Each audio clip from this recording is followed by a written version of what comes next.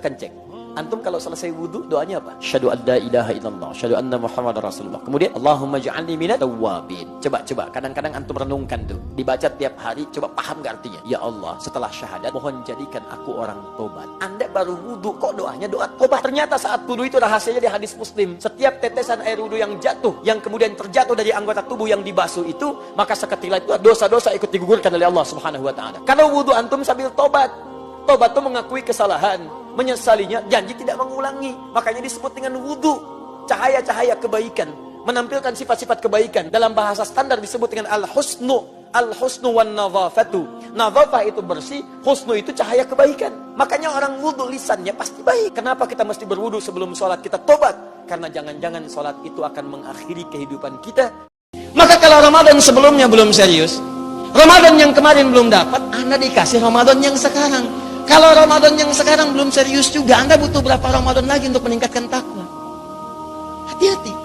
Sedangkan kalimat kematian itu dibuka dengan takwa. Ali Imran ayat 102. Ya ayyuhalladzina amanu taqullaha haqqa tuqatih wa la tamutunna illa wa antum. Itu sebelum Allah katakan jangan sampai wafat kecuali Anda jadi muslim yang baik. Dibuka dengan kalimat takwa. Bagaimana jadi muslim yang baik? Tingkatkan takwa dengan cara yang benar. Makanya saat Ramadan kita dilatih tuh. Ayo serius. Saya khawatir ini jadi Ramadan terakhir dalam kehidupan kita. Saya khawatir. Karena belum tentu ketemu Ramadan lagi tahun yang akan datang. Jadi kalau tahun yang sekarang belum bisa serius, butuh berapa Ramadan lagi teman-teman sekalian? Kayak siapkan dari sekarang. Ya bismillah. Siapkan. Jadi kalau Anda ingin merasakan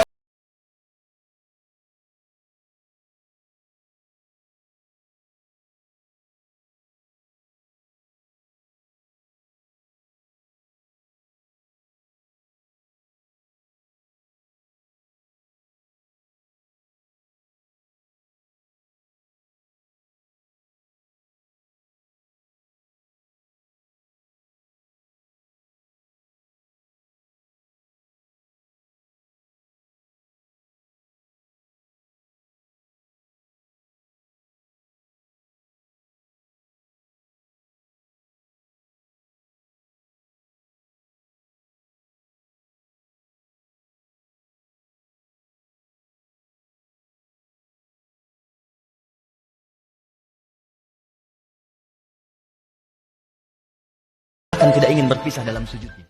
Orang sholat itu hatinya itu lebih tenang.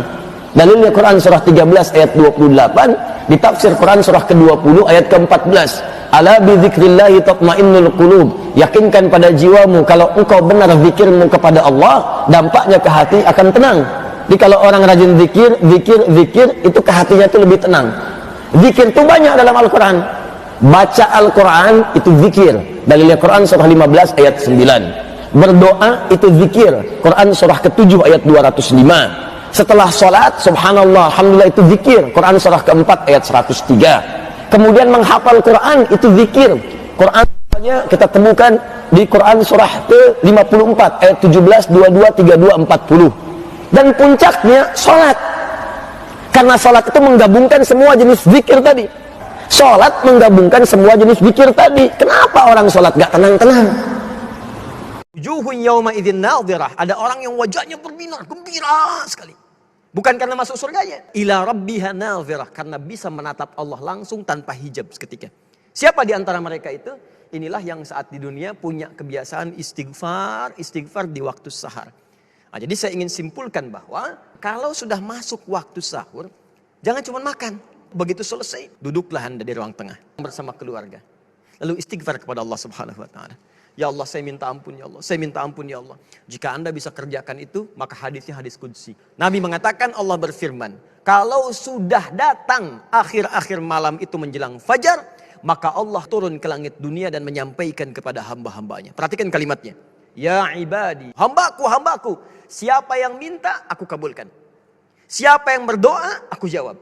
Wa man istaghfara liya, dan siapa yang istighfar kepadaku, ghafartu lahu, maka aku ampuni semua dosa-dosanya. Silakan cek pada saat awal-awal Ramadan. Pemberian nilai keimanan begitu dahsyat dari Allah Subhanahu wa taala.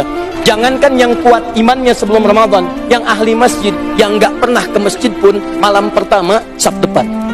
Tapi bukan berarti kesimpulannya setiap Sabtu depan itu nggak pernah ke masjid sebelum Ramadan. Silahkan cek. Yang nggak pernah baca Al-Quran, misal jarang-jarang baca Al-Quran, itu malam-malam pertama bisa tadarusan, Pak. Hanya persoalannya, tidak semua orang yang mendapatkan nikmat-nikmat keimanan ini, teman-teman, mampu mempertahankannya. Sayang, di awal sudah diberikan, tapi di pertengahan kadang-kadang mulai terjadi satu hal yang tidak kemudian menyenangkan. Bahkan ironisnya, hampir terjadi setiap masa puasa. Sering terjadi kemajuan. Silahkan cek. Saat pertama penuh, pertengahan maju, sampai akhir tumbuh berguguran.